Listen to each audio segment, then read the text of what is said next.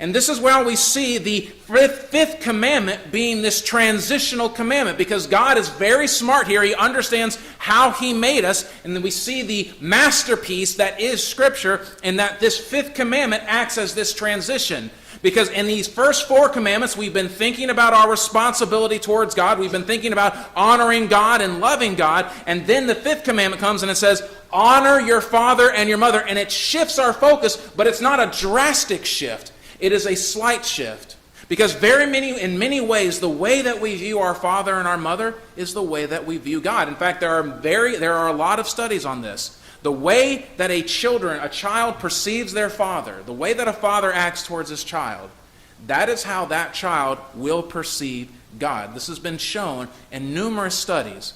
The way that a father acts towards their child, that is how the child will perceive God. To that child, that father is God. So if you're very close with your children, if you are very present, if you are very affirming, then your child is going to believe that about God. If you are distant, if you are cold, then that's what your child is going to believe about God. If you're not there, that's what your child is going to believe about God. So yes, fathers, we have a great responsibility, and that the way that we act we are representing in a number of ways, again, that has been proven sociologically through studies. We are representing God to our children. They will view God the way that they view us. We are God, and so to speak, figuratively speaking, to our children.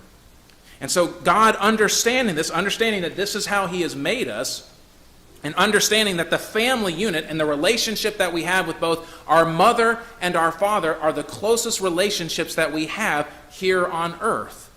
Now, you could say that as we get older, we come to love our spouse, and we come to love our children, and that's true. But again, the first relationship that we have is between our mother and our father. Our mothers care for us. Our fathers teach us. They guide us. They provide for us. Our mothers nurture us. They help also teach us. They also take care of us. They clean our clothes and feed our food and everything like that. And so we have this tight relationship here. It also speaks to the nature of the family as well.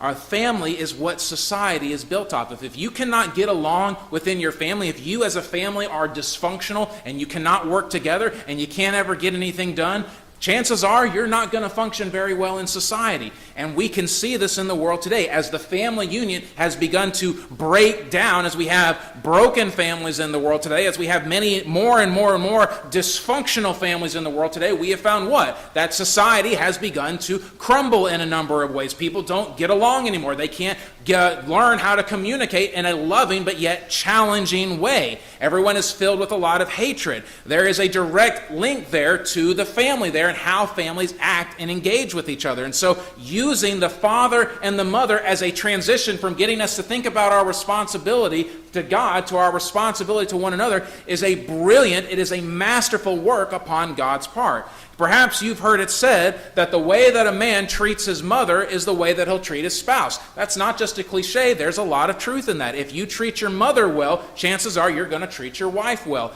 Likewise, again, as I said, many times children will view God the way that they view their father. So there's very much a strong link with how we respond to our parents, how we relate to our parents, and not only how we will relate to God, but how we will relate to those around us.